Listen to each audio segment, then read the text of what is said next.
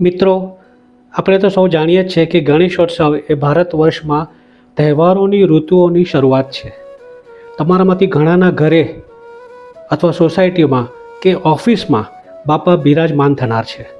ગણેશજી આપણા સૌના જીવનમાં આવતા વિઘ્નો હરે, બુદ્ધિ, સમૃદ્ધિ અને આરોગ્ય આપે અને મિત્રજનો અને પરિવારજનોની વચ્ચે મિચ્છામી દુક્કડમ કરાવી અને એકબીજાનો પ્રેમ વધારે એવી બાપાના ચરણોમાં પ્રાર્થના.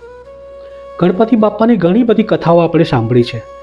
પાર્વતી માના અંગના મહેલમાંથી ગણેશજીનો જન્મ, મહાદેવજીએ આપેલું પ્રથમ પહેલાં પૂજાવાનું વરદાન અને માતા પાર્વતી અને પિતા મહાદેવની પરિક્રમા કરીને મારું જગત તો માતા પિતા જ છે એવી વાતો આપણે સૌએ સાંભળી છે.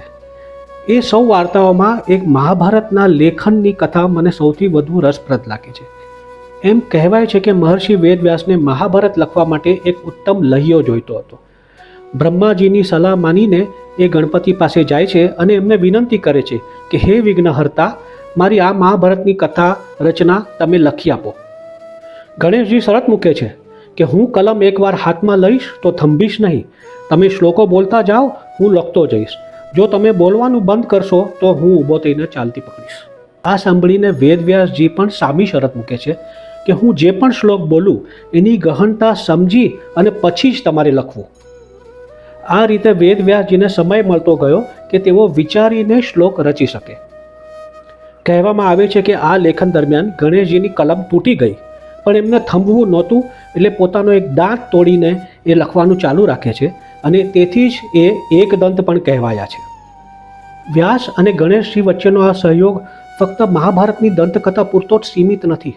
એમાં આપણે માટે પણ એક લર્નિંગ, એક બોધપાઠ છે. કોઈ પણ જટિલ કે કોમ્પ્લેક્સ કામ હાથમાં લેવું હોય તો એમાં એક કરતાં વધુ સ્કિલ, કૌશલ્યની જરૂરત પડી શકે એમ છે. ટીમ વર્ક કરવું હોય તો એમાં એકબીજાના સ્કિલ્સને આઈડેન્ટિફાઈ કરી અને સાથે કોલેબોરેટ કરીને કામ કરો તો મહાભારત લખવા જેવું કામ પણ સરળતાથી પાર પાડી શકાય. તો ચાલો આ રસપ્રદ કથામાંથી આપણે પણ બોધપાઠ લઈએ, એકબીજાની કાબિલિયત અને સ્કિલ્સને સમજીએ, એમને બિરદાવીએ અને વિઘ્નહર્તાના આશીર્વાદ લઈ અને જટિલ કાર્યો સાથે મળીને પૂરા કરીએ. ગણપતિ બાપ્પા મોર્યા.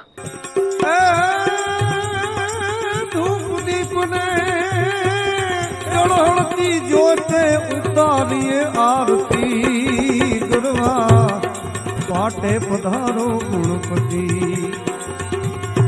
ગુણપતિ ગરવા પાટે પધારો ગુણપતિ.